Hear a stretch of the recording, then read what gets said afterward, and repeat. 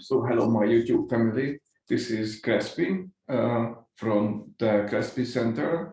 This is the center from the boring, ordinary, and uninteresting. I have another good story to tell you, which will fit right in the channel. So I hope you will enjoy my video concerning the growing or existing anti-American attitude what's prevailing in Central Europe. My first incident goes back to 2018, and it has to do with the police, with the police force of the country. I do English teaching, Hungarian teaching, translation, interpreting, and I was activated by the US Army. They were doing a convoy training exercises. A convoy training exercises is like they gather small tanks and military vehicles and an infantry-like force, and they have this American bases in Germany. And when they do the convoy training, they about 20 vehicles form a convoy. An armored convoy. Some of the vehicles look like small tanks, and they go from one country to the other country, and they interact with the country's national army, and they do exercises and military practice. In my country, they took a central location, and I think they did tank and artillery weapons qualification with the Americans and my country members.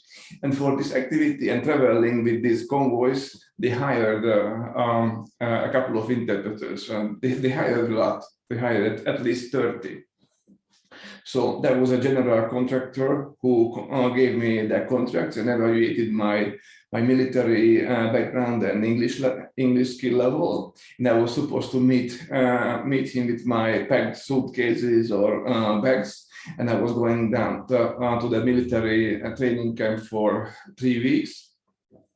And when this happened, I had to go from one end of my city to the other very end by public transportation. And en route, I took a stop because it was hard to figure out which bus to take. And I sat down on one of my suitcases. And it was near a very busy motorway, or not motorway, a city dual carriageway. And from that direction, from the right-hand side, a police van came on the opposite side of the carriageway, and they stopped and they came right at me. I was looking curiously and sitting, and I was approached by police. I think it was 7 of them, because it was a big van. And they told me to stand up, and they're going to check a spot check, or I don't know, do an ID check. And I said, okay. To the guys who were asking me, I think 3 guys were in the front, and the rest was on the side. And somebody went to my back when I was standing up. I gave them my IDs. They were looking at it. And I think they wanted to see my suitcase. They said that I have to open my suitcases, and I opened it, and asked me that what am I doing here out of my district. And I said I'm a military interpreter. I'm going to translate. I'm going to take part in a military training exercise. And they seemed not completely believe it, or they reacted funny as something unbelievable, and kept checking my equipment in the suitcase. There was a Coca-Cola plastic bottle with espresso coffee in it, and they said, "What is this? What is this? Why do you have this?" And I said I had to take my own coffee, because on the army post they will only give me American coffee what I don't like. And they seem to be okay with this explanation. And after, I think one of them was writing a small paper, like a report of the activity of this check, or I don't know, control session what they did with me, and some of them was talking on the walkie-talkie, and after 5-8 minutes, they said, okay, we understand, and they went back to their van and left. And I went back to my my suitcase, and sat down again and waiting for the bus 103, because the bus 103 was the last leg of my journey to a big parking lot on the perimeter of the city, so I could link up and see my supervisors and my transport for the first time for this job, because basically I was going to work on a contract as like any other freelancer. As I sat down on my suitcase, and 1 minute later, I saw a similar police van just coming from the other direction, suddenly stopping at sight. When they saw me, they stopped the vehicle on the road. So other vehicles had to pass them from behind, making a small traffic block. So the same day, actually, I thought that the first group of policemen forgot to ask something or forgot to do something, and the same guys are coming at me. And I said, hello, what's now? And they were looking at me strangely, kind of suspicious, and they were similar looking, similar. Oh, I thought that the same people came back to do something to me. So, and they say, we want to do a check. They have to see my ID, I have to identify myself, tell the reason why I'm, who I am, what I am, and what do you do on the street, why I was sitting on a suitcase. I give all the answers, and I start to realize that these may be not the same guys turning back me. This is a new group of policemen searching and trying to find somebody or something, or investigating something. Looks like they were looking for some type of lone passenger with a bag. And I told them that I have answered all these questions. I just finished the police check just 5 minutes ago or 3 minutes ago, and those guys left the opposite direction. And I thought that they were them. And they said no, they weren't them. Several of them went on the walkie-talkie, and they were talking, doing checks. And they say that strangely, they couldn't locate the other policeman who did the previous check, what I was referring to. And from that point on, they were believing that I was lying. I made the whole story up. I didn't have the previous police check. It was my first police check, and I was just making it up to confuse the police or to do chaos.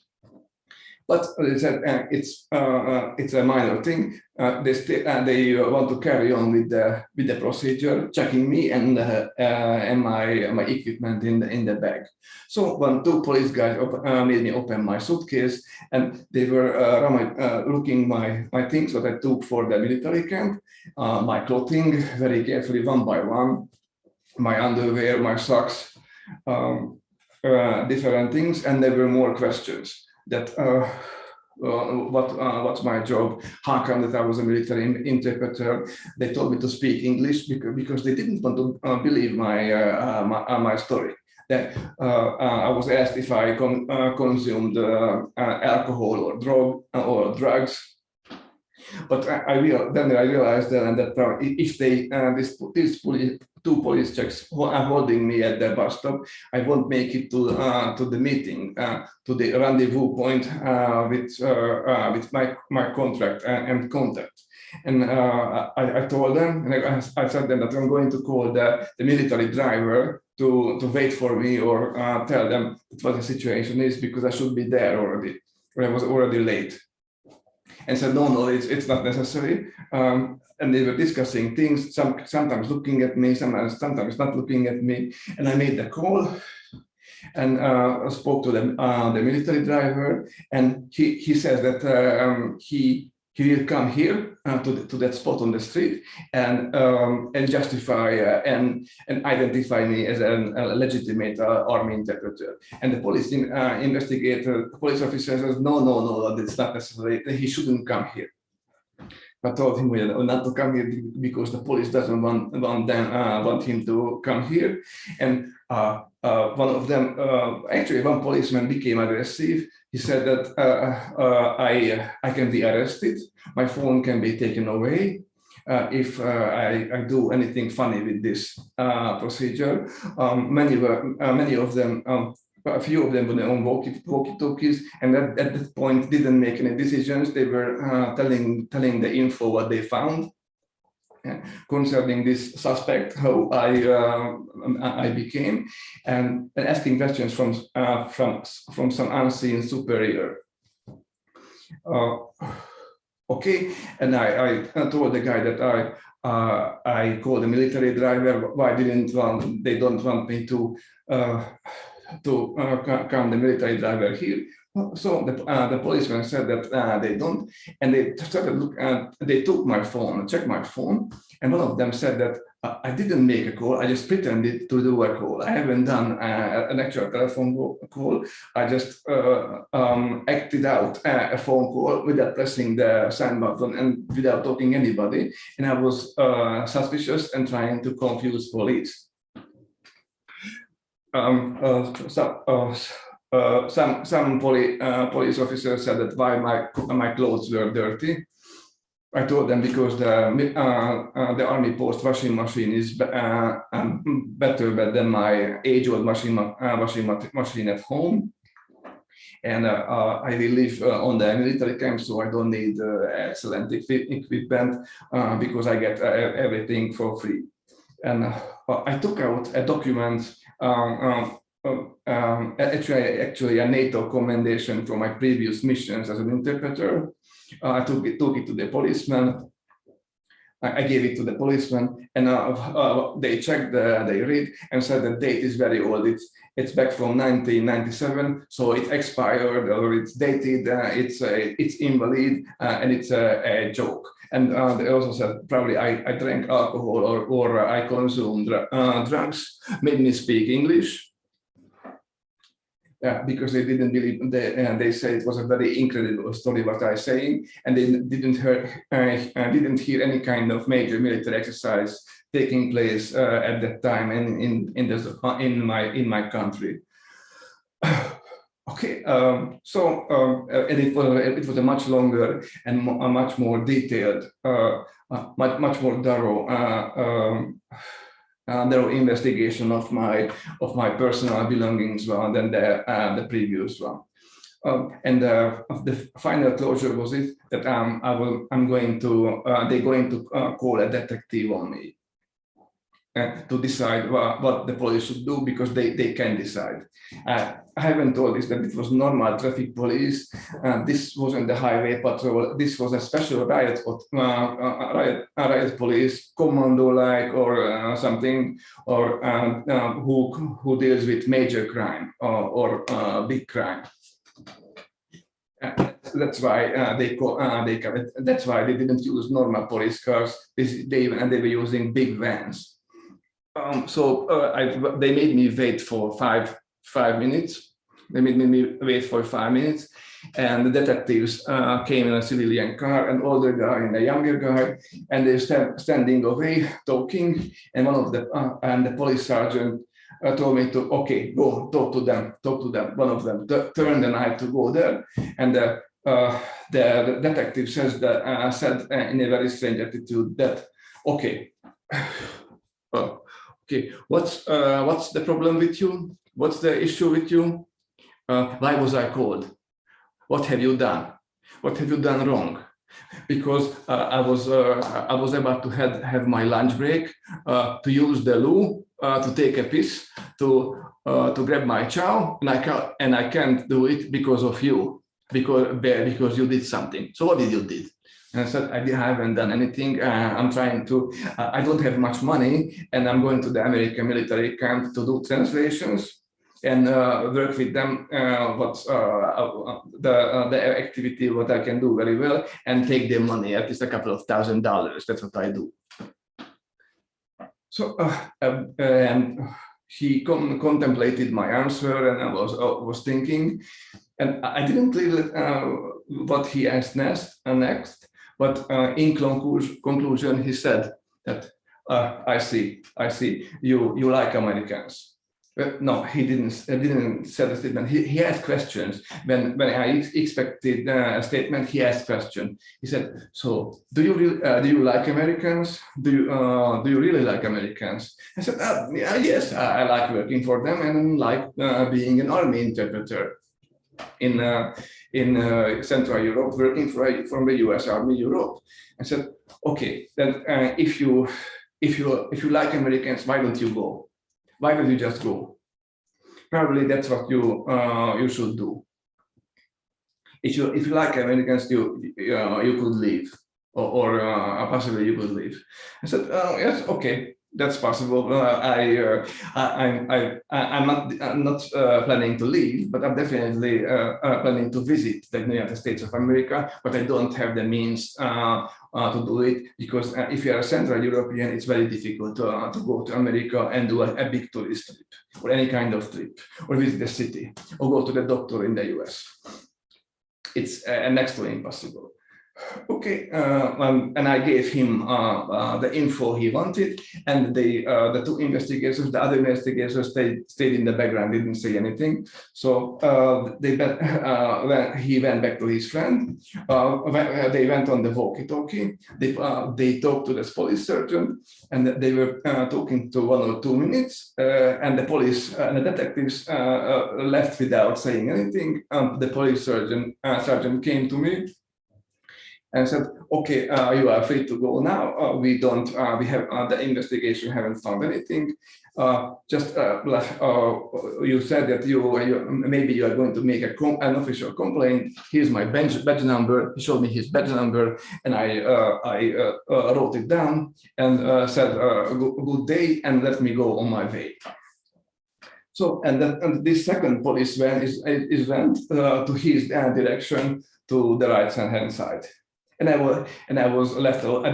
This time I didn't sit back on my suitcase, because the bus 103 was coming, and I ran and I caught it and tried to navigate my way in an unfamiliar part of the city to find this big parking lot, but I didn't know which side of the gasoline station was, and link up with my people. So I just did that. I was 1.5 hours late, and I expected to run into a second argument, because I was late and everybody was waiting for me. So I saw the army driver, who wasn't an army driver, who was a civilian man in a van, having a contract with the army to drive other civilians to the military post 200 km from the capital city. And said, "Oh, you are very late, but it's not a big problem, because there's another guy, the young guy, the boy, the young interpreter, who is 18 years old. That's how they act. He's a teenager. He's always late. Probably he's not here." So there was one interpreter who was even more late than I, who called the military driver, and he got him a stop and not leave us, or not leave anybody in the parking lot. And that's how my mission became possible. That they. Because of some circumstances, and they were held up and had to wait for me, and I arrived late and catch my ride and went to the training center, and I did my training. But I came back. But what I'm trying to say is that a local investigator to say to his countrymen to leave the country and go to live in another country, in this case America, is not correct, not right, is clearly anti-American local attitude, which is classic YouTube stuff. And I ask you to think it, listen it a couple of times, and give me your opinion. So that's it for now. I hope you liked it. Subscribe and like my channel, and as I will continue with the second episode of anti-American attitude in Central Europe. Bye then.